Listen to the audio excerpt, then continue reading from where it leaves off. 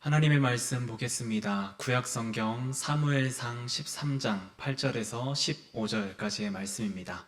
사무엘상 13장 8절에서 15절까지의 말씀을 제가 봉독해 드리겠습니다.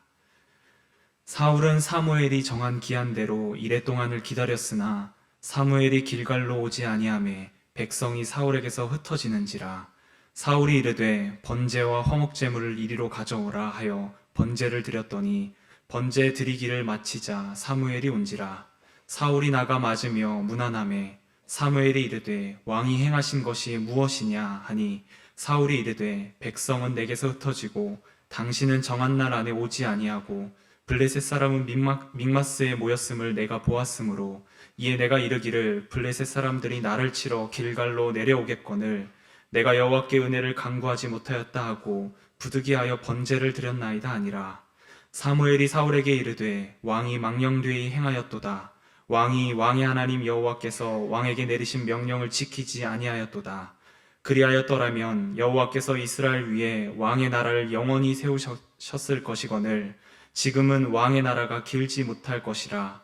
여호와께서 왕에게 명령하신 바를 왕이 지키지 아니하였으므로 여호와께서 그의 마음에 맞는 사람을 구하여 여호와께서 그를 그의 백성의 지도자로 삼으셨느니라 하고 사무엘이 일어나 길갈에서 떠나 베냐민 기브아로 올라가니라. 아멘.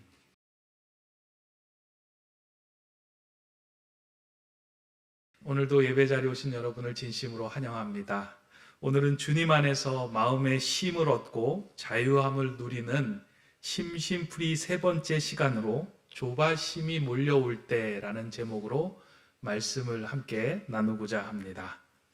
몇 해 전에 아프리카 케냐 엥고이레로이에 있는 그 선교지, 그곳에 선교 여행을 다녀온 적이 있습니다. 그곳에서 했던 사역 가운데 가장 기억에 남는 사역이 있다면 선교사 숙소에 처마를 바치고 있는 그 기둥을 다시 세워드리는 일이었습니다. 이 아프리카 케냐에 가면 흰 개미들이 나무를 갉아먹어서 기둥들이 쉽게 이제 그 손실이 되는데요. 그 선교사님 계시는 그 숙소에 처마를 바치고 있는 그 기둥도 개미들이 하도 갉아먹어가지고 이제 금방 무너질 것 같아서 그 숙소에 있는 기둥을 보수하고 새로 바꾸어주는 그 사역을 하고 돌아왔습니다. 우리의 삶에도 흰개미처럼 어느 순간 몰려와 우리의 평안함과 자유함을 갉아먹는 일들이 종종 있습니다. 저는 그것이 바로 조바심이겠다라는 생각을 합니다. 조바심이 밀려오면 든든한 기둥 같은 인생도 어느 순간에 무너지고 맙니다. 왜냐하면 조바심은 미래에 대한 불안과 두려움으로 우리로 하여금 신앙적인 선택을 하지 못하도록 만드는 마음이기 때문입니다. 예를 들어 불안감에 사로잡혀 자녀에 대하여 조바심을 갖는 순간 부모들은 자녀들을 다른 아이와 비교하며 아이들을 다그치기 시작합니다. 이 아이가 미래에 커서 어떠한 모습, 어떠한 삶을 살아갈 것인가에 대한 큰 조바심 때문에 다른 아이들은 이렇게 살고 있고 다른 아이들은 지금 이런 일을 하고 다른 아이들은 이렇게 지금 자신을 추스려가고 있다라고 비교하며 그 아이를 다그치며 지냅니다. 그러다가 결국은 아이하고의 관계도 멀어지기도 하고 인생에서 행하지 말아야 할 어떤 극단적인 일들을 행하기도 합니다. 이 조바심은 해안가의 너울성 파도와 같아서 이 조바심에 휩쓸리는 순간부터는 그 속에서 빠져나오는 것이 쉽지 않습니다. 그래서 독일 신학자 안셀름 그린은 우리를 아프게 하는 것들이라는 책에서 조바심에 대해 이렇게 기록해 주고 있습니다. 조바심은 미덕으로 간주되지 않는다. 부정적인 감정을 불러일으키기 때문이다. 소설가 프란츠 카프카는 이렇게까지 표현했다. 모든 악은 조바심으로부터 시작된다. 초조해하고 조바심을 내는 사람들은 다루기 힘든 종류의 사람들이다. 같이 무슨 일을 하기 어려운 사람들이다.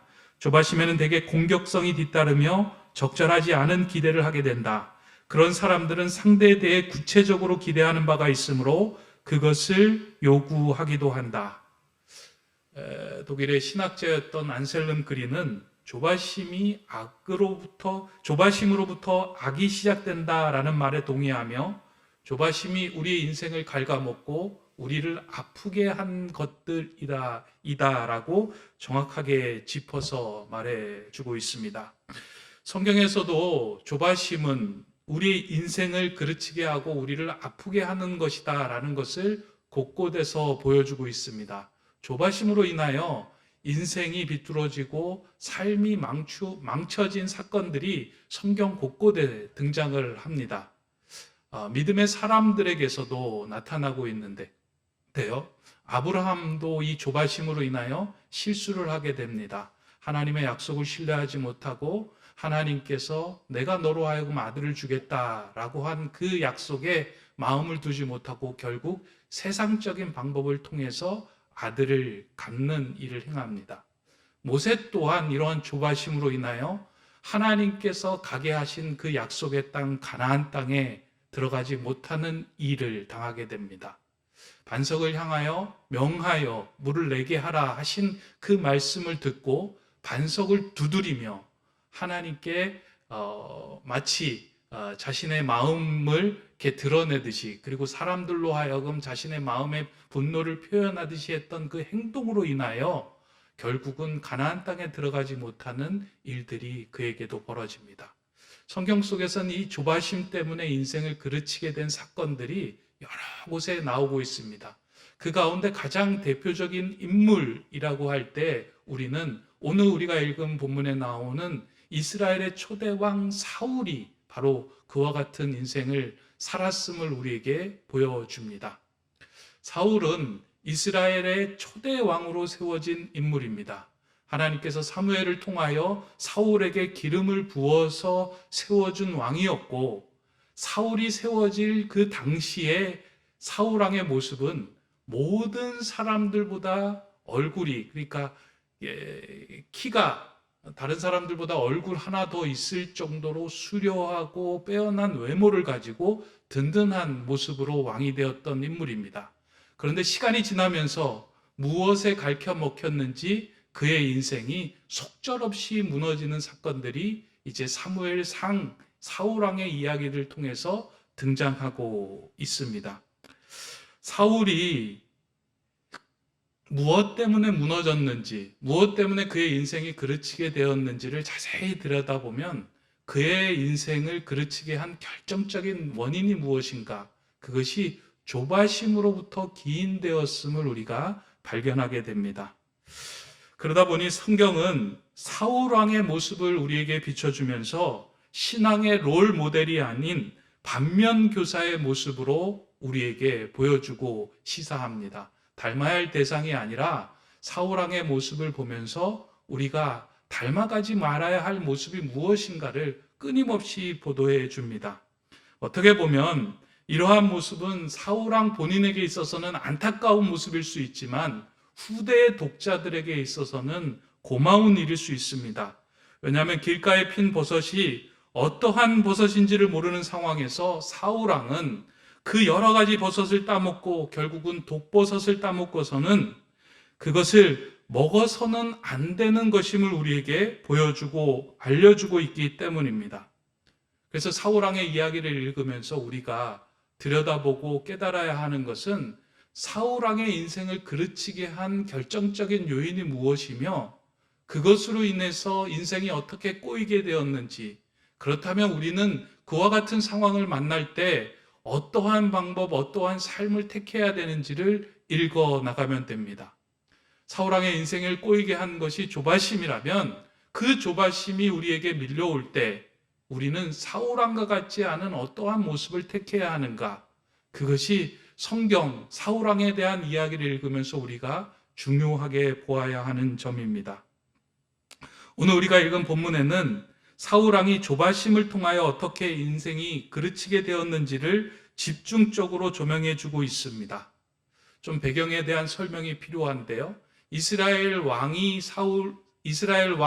초대왕으로 사울이 뽑히고 난 2년이 지난 후에 블레셋이라고 하는 나라가 이스라엘 왕을 침략합니다. 사실 이스라엘에게 있어서 가장 두려웠던 대상은 누구냐면 해안 국가였던 블레셋이었습니다. 아직까지 이때만 해도 이스라엘은 제대로 된 무기를 가지고 있지 않는 청동기 문화에 속한 나라였는데, 블레셋은 이미 철기 문화를 가지고 있고 온갖 무기로 그들을 무장하고 있었던 나라였습니다. 강하고 강력하고 포악한 나라가 블레셋이었는데, 그 블레셋이라는 나라가 언제 이스라엘 쳐들어올지 모르는 그런 위협과 불안감에 시달리고 있었을 때에 왕으로 세워진 인물이 사울입니다. 그래서 늘 사울 왕의 마음에도 블레셋이 쳐들어오면 위험하고 우리를 모두 다 집어삼킬 것이다 라고 하는 그 두려움과 불안에 쌓여 있는 채로 왕의 시간을 보냈습니다. 그런데 그 마음에 있던 염려와 불안이 현실이 되어버립니다. 그러자 사울에게 조바심이 밀려옵니다. 그런데 사실은 하나님께서는 이와 같은 상황들을 너무 잘 알고 계셨기에 미리 사울과 이스라엘 백성들에게 예방 주사 같은 것을 놔주셨어요. 나중에 너희 나라를 집어삼킬 그 거세한 세력들이 너희에게 다가오겠지만 너희는 걱정하지 말아라. 너희는 내가 세운 하나님의 나라이기 때문에, 하나님의 백성이기 때문에 내가 지킬 것이다 하는 말씀을 미리 사울 왕과 이스라엘 백성에게 해 주었습니다. 그러나 그럼에도 불구하고 블레셋의 거세한 위용 앞에서 사울 왕은 자신에게 주신 그 하나님의 약속, 하나님의 말씀들을 상기하지 못하고 결국은 속절없이 마음이 무너지기 시작합니다. 그러한 상황에서 오늘 성경을 보니까 군인과 백성들도 두려워서 하나둘씩 사울 왕을 떠났다라고 기록을 하고 있고요. 설상가상으로 전쟁에 앞서서 번제를 드리러 오겠다는 사무엘도 제때에 오지 않자 사울 왕의 마음이 극도로 조바심에 사로잡히게 되었다라고 성경은 말해주고 있습니다.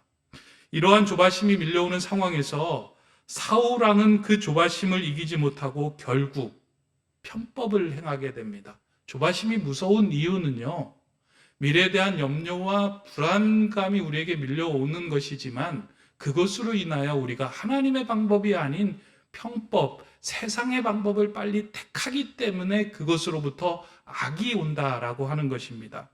사울은 사무엘이 드려야 하는 번제를 직접 드리기로 결심합니다. 그리고 그 번제를 직접 드립니다. 급한 마음에 번제를 드린 후에 사무엘이 도착하여서 사울왕의 행위를 보고 호되게 사울을 책망합니다. 오늘 본문을 보면 왕에게 이야기를 하는 그 사무엘의 모습을 보면 왕이 망령되이 행하였다.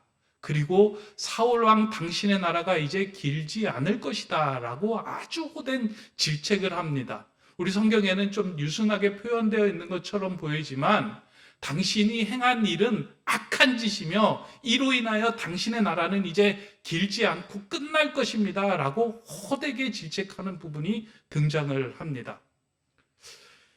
이전에 저는 이 부분을 읽으면서 잘 이해가 되지 않았습니다. 왜 사울 왕이 사무엘이 드린 번제 한 번 드렸다고 해서 그의 인생이 이렇게 꼬이게 만들었을까?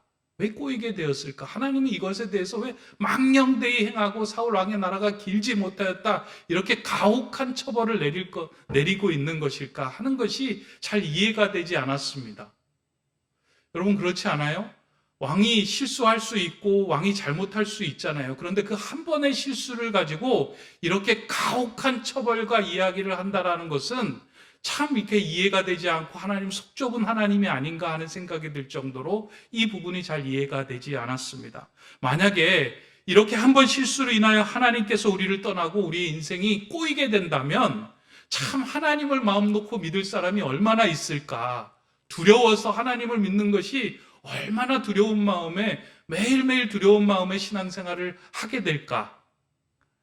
그러나 성경을 계속 읽어보면서 깨달은 것은 하나님께서 사울왕의 인생을 꼬이게 한 것이 아니다라는 것이 드러나고 발견이 되었습니다. 이미 사울 왕이 먼저 하나님을 떠남으로 그의 인생이 꼬이게 된 것입니다. 두려움과 불안으로 인하여 밀려오는 조바심의 상황은 누구에게나 있지만 그 상황 속에서 어떠한 선택을 하느냐에 따라서 이 인생이 하나님을 진정으로 믿는 사람인지, 하나님을 이용하여 자신의 속을 채우고 자신의 욕심을 채우려고 하는 가짜 사람, 가짜 신앙인인지가 드러나게 된다는 것입니다. 이미 사울의 마음 속에는 하나님을 전적으로 신뢰하는 마음이 아니고요, 이미 그의 마음 속에서는 하나님을 신뢰하지 못하고 자신이 주인이 되었던 마음이 가득했던 상황이었습니다. 왜냐하면 그 두려움 상황 속에서 사울은 하나님께 묻지도 않았고 하나님의 방법을 택하지도 않았고 세상이 택할 수 있는 가장 손쉬운 편법을 택하였기 때문입니다.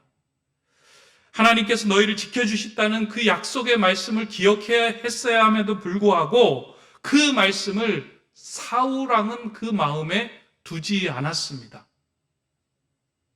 하나님의 말씀을 버리는 순간 하나님께서 그의 마음에 그 사람을 두지 않게 되었다는 겁니다.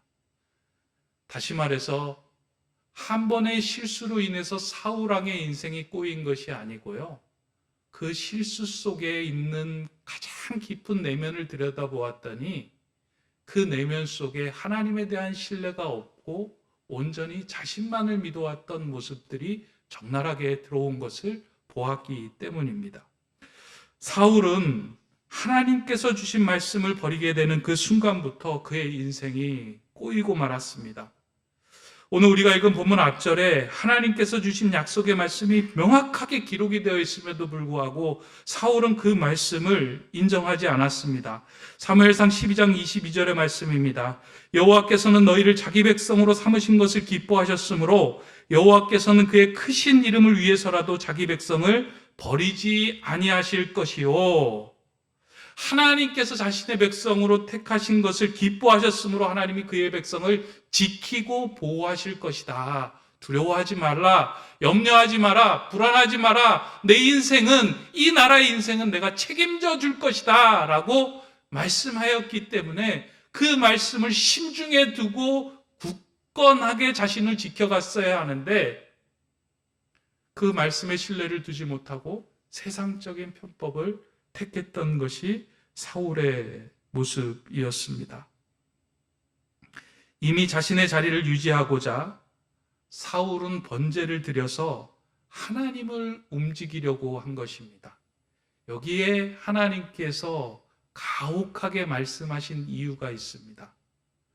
우리는 하나님의 뜻대로, 하나님의 시간표대로, 하나님의 인도하신 대로 살아가는 인생이어야 하는데 내 뜻대로, 내 시간표대로, 내가 가지고 계획하고 기도하는 것대로 하나님을 움직이려고 할 때가 많이 있습니다.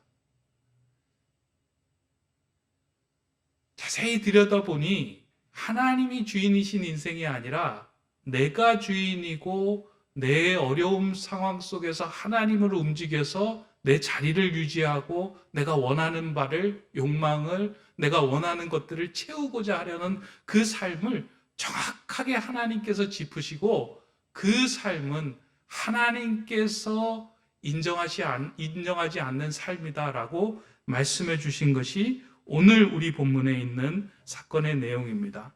하나님은 이스라엘의 초대 왕을 사울로 세우시고 난 후에 이 왕으로 하여금 하나님께서 이 역사의 주인이자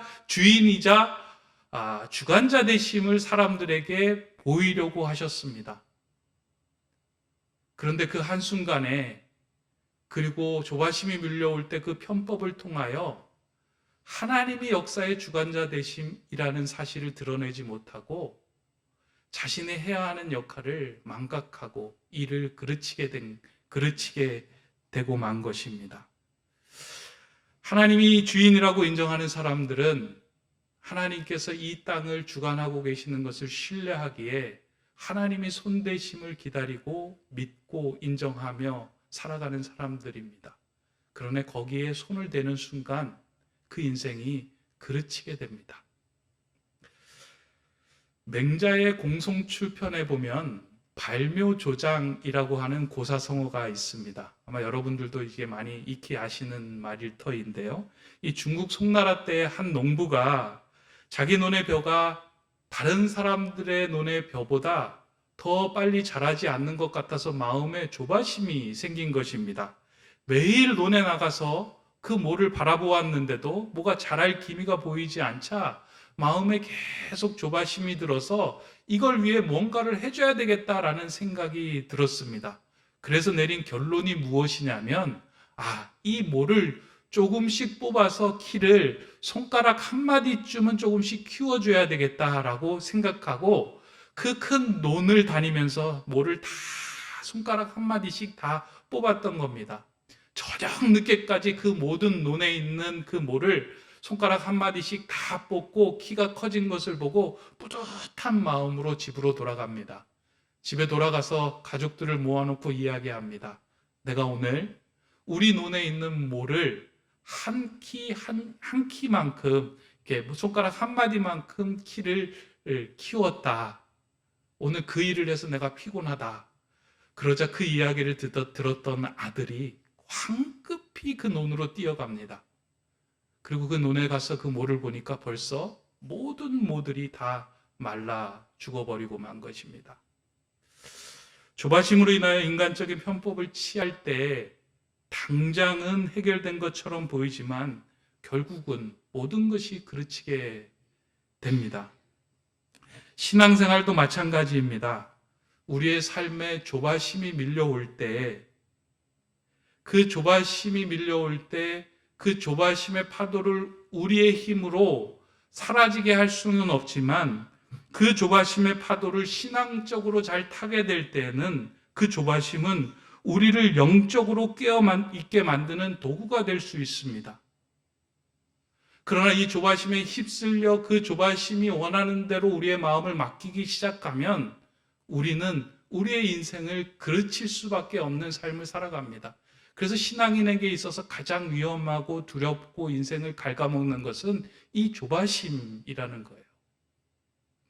그렇다면 우리는 이 조바심이 밀려올 때 신앙인으로서 어떻게 대응하며 살아가야 할 것인가? 이제 오늘 말씀 중에는 이 부분이 이제 가장 중요한 부분인데요.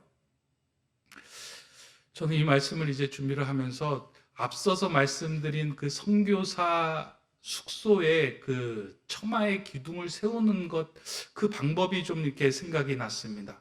그 방법, 그 처마의 기둥을 세우기 위해서는 이제 두 가지 좀 절차가 필요를 하는데요. 먼저 그 기둥을 세우기 위한 중요한 절차 가운데 하나는 그 기둥을 세울 수 있는 주춧돌을 먼저 돌을 놓는 겁니다.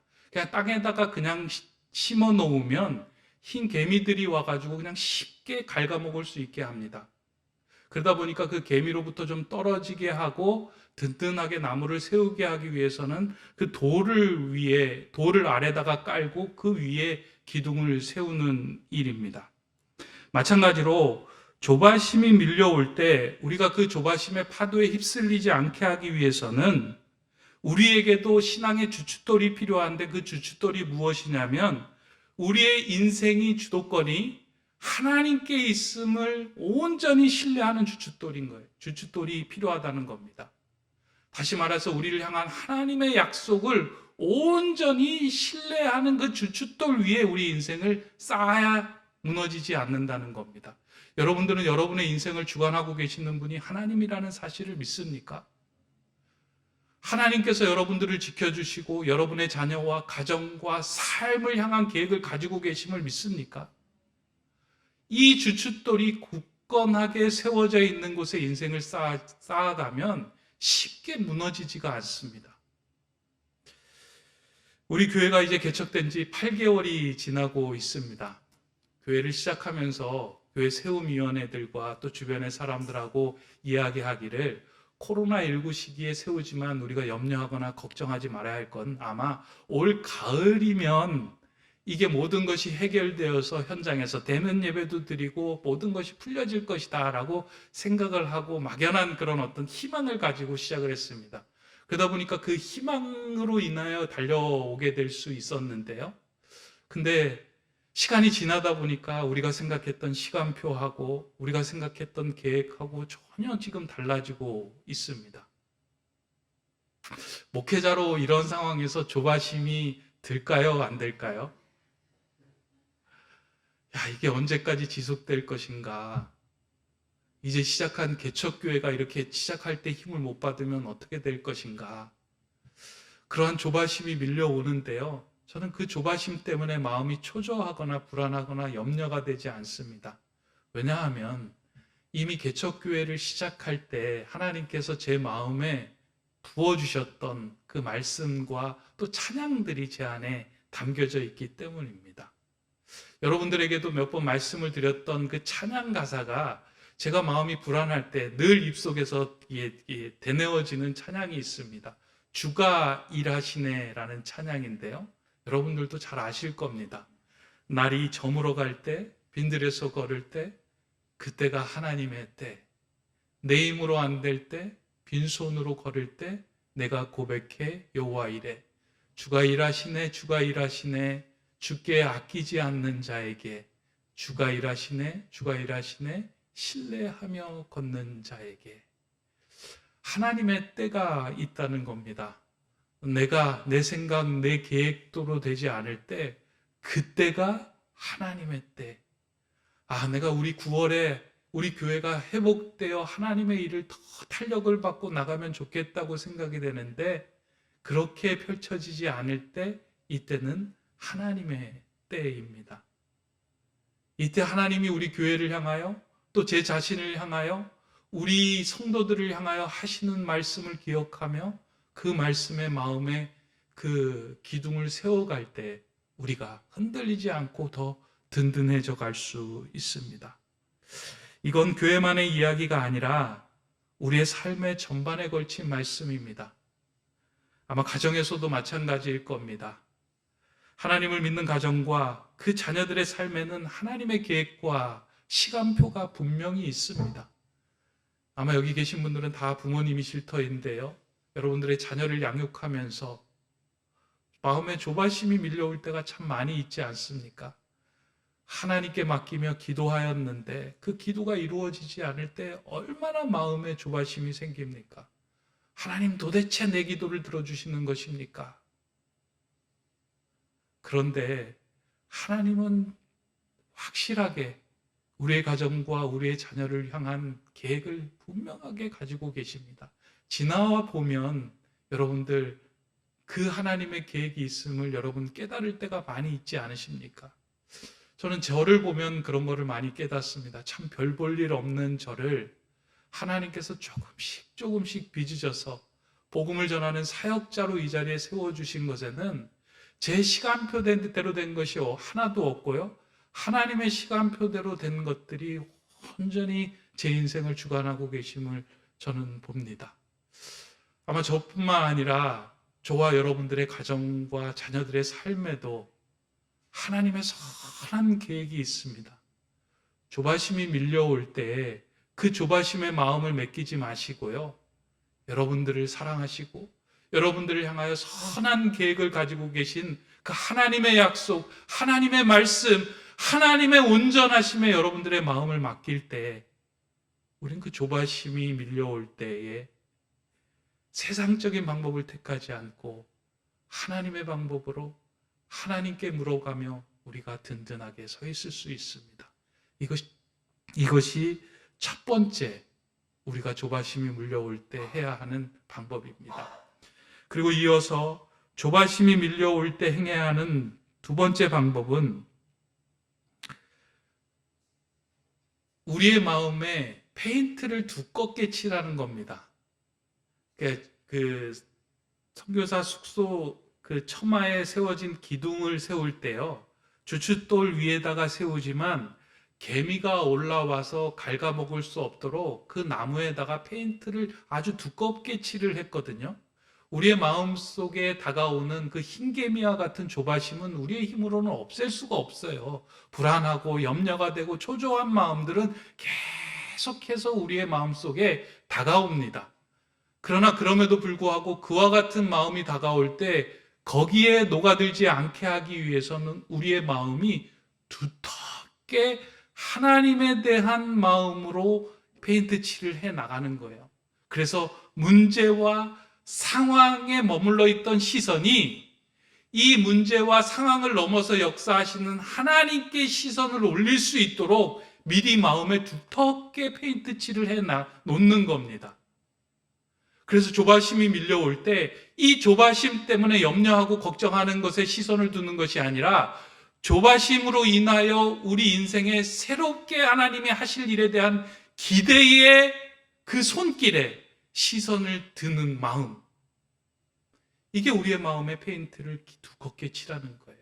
이게 두껍게 칠하지 않으면요, 조바심에 쉽게 휩쓸려 가는데요, 두껍게 칠할 때는 일이 생기고 문제가 생기고 어려운 상황이 생기면요, 그 상황에 매몰되지 않고 그 너머에 계시는 하나님께 시선을 돌릴 수 있는 힘이 생기는 겁니다. 이 말씀을 준비하던 중에 저에게도 이 말씀을 좀 잘 이해하고 또 받아들일 수 있도록 지난주에 이제 한 사건을 좀 이렇게 하나님께서 경험하게 하셨습니다. 지난 수요일 밤에 있었던 일인데요. 지난 수요일 밤에 밤 늦게 저희 큰아이가 달리기를 하러 이제 그 하천 주변으로 이제 나갔습니다. 달리고 온다고 이야기하고 이제 나갔는데요. 한참 후에 전화가 왔습니다. 달리기를 하다가 발을 잘못 디뎠는데 발목이 부러진 것 같다라고 이제 전화를 한 거예요. 그래서 지금 움직이지 못하니까 아빠가 와서 좀 데리고 가서 어떻게 병원이라도 좀 데려다 달라라고 이제 전화가 와서 놀란 마음에 이제 나갔습니다. 나가 보니까 아이 이제 발목이 퉁퉁 부어 있고 아이는 주저앉아 가지고 어쩔 줄 몰라서 이제 앉아 있는데, 저희 큰 아이가 등치가 크잖아요. 큰 아이가 그 이제 길가에 앉아가지고 엉엉 울고 있는 거예요. 근데 아파서 울고 있는 것보다 이 아이가 울면서 하는 말이, 아빠, 나 이러다가 평생 운동 못하는 거 아니야? 이 아이가 발목 때문에 몇 번 고생을 하다 보니까 지금 발목이 그렇게 이제 더 어긋난 걸 보면서 마음속에 이제 절망감이 오고 염려가 오고 불안감이 생긴 거예요. 운동을 너무 좋아하는데 앞으로 내가 이제 운동을 못하는 거 아닌가 하는 생각이 막 밀려오면서 이 아이가 큰 등치를 하고 엉엉 울고 있는 거예요. 그래서 저도 좀 걱정이 됐지만 그래도 아빠니까 당황하지 않고 그 아이에게, 걱정하지 마. 요즘 의학 기술이 많이 발달이 돼서 어떤 상황도 다 고칠 수 있어. 이제 이야기를 하고 병원으로 이제 아이를 이렇게 데리고 가면서 마음속으로 드는 생각이, 이 아이로 인하여 절망과 두려움과 염려보다는 마음속에 이런 생각이 들더라고요. 아이가 이렇게 자신에 대해서 절망하고 조바심을 갖는 이 상황을 통하여 이 아이가 우리 인생의 소망이 되시는 그 하나님을 만나는 계기로 좀 사용됐으면 좋겠다 하는 기도가 막 나오는 거예요. 요즘 아이들은 하나님을 만날 기회가 참 없잖아요. 이 조바심이 아이를 향한 하나님의 두드림으로 사용되면 좋겠다.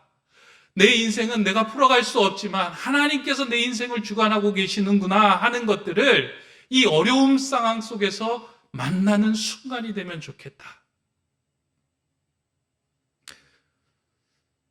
여차저차해서 하여간 병원을 갔다 오고 그 아침에 출근하면서요, 제가 아이의 발목을 붙들고 기도했습니다. 하나님, 이 발목이 좀 빨리 낫게 해주십시오. 그리고 아울러서 우리 아이가 인생의 소망이 되시는 하나님을 만나는 계기로 이 순간이 사용되게 해주십시오. 소망이 되신 하나님을 만나는 것, 그것이 그 아이 인생에 더할 나위 없이 귀한 것임을 제 마음속에 생각이 들었기 때문입니다. 소망의 하나님을 만날 때에 우리에게 밀려오는 조바심은 하나님의 기대를 바라보게 하는 두드림이 됩니다. 그래서 아이의 마음에 생기는 그 조바심을 통하여 하나님을 더 의지하여 만나는 은혜가 있기를 제가 바랄 수 있었던 것입니다. 우리도 마찬가지입니다. 우리의 삶에서 밀려오는 그 두려움과 조바심을 우리가 없앨 수는 없습니다. 그런데 그 조바심에 우리의 인생이 갉아먹히게 하지 않을 수 있는 방법은 있습니다. 그것은 우리의 인생의 주관자이신 하나님의 그 약속에 온전히 우리 인생의 주춧돌을 삼는 것이고요. 아울러 그 문제와 상황이 올 때마다 조바심을 내는 것이 아니라 우리의 마음에 두텁게 칠한 하나님의 신뢰를 바탕으로 하나님의 하실 일에 대한 기대를 갖는 겁니다. 그렇다면 여러분들의 마음속에 조바심이 올 때요, 그건 여러분의 마음을 불안하게 하고 우리의 마음을 염려로 빠뜨리는 어떤 악한 일이 아니라 우리를 다시금 하나님 앞에 온전히 서게 하는 하나님의 두드림이 될 것입니다. 아마 지난밤에도 자녀를 위해서, 미래를 위해서, 또 교회를 위해서, 우리 인생을 위해서 조바심으로 인하여 잠을 못 주무신 분들이 계실 겁니다. 근데 오늘부터는 좀 잠을 편하게 주무셨으면 좋겠습니다. 하나님의 두드림이구나. 내가 하나님의 약속 위에 더 굳건하게 서게 하라는 하나님의 사인이구나. 내 인생을 통하여 하나님이 또 펼쳐가실 놀라운 일에 대한 기대와 소망을 갖게 하시는 하나님의 두드림이구나. 마음이 두근두근 할 때마다 그 조바심을 이용하여 하나님 앞에 더욱더 굳건하게 세워져 가는 저와 여러분 되시기를 주님의 이름으로 축원합니다. 기도하겠습니다. 인생의 주인이 되시는 하나님, 우리의 삶의 조바심이 밀려올 때 그 조바심에 휩쓸리지 않게 하시고 그 조바심을 통하여 하나님의 시간표를 발견하게 하여 주시옵소서. 조바심이 생길 때 나를 빚어가시는 하나님의 두드림으로 인정하며 마음의 참평함과 자유함과 기대를 갖는 삶이 되게 하여 주시옵소서.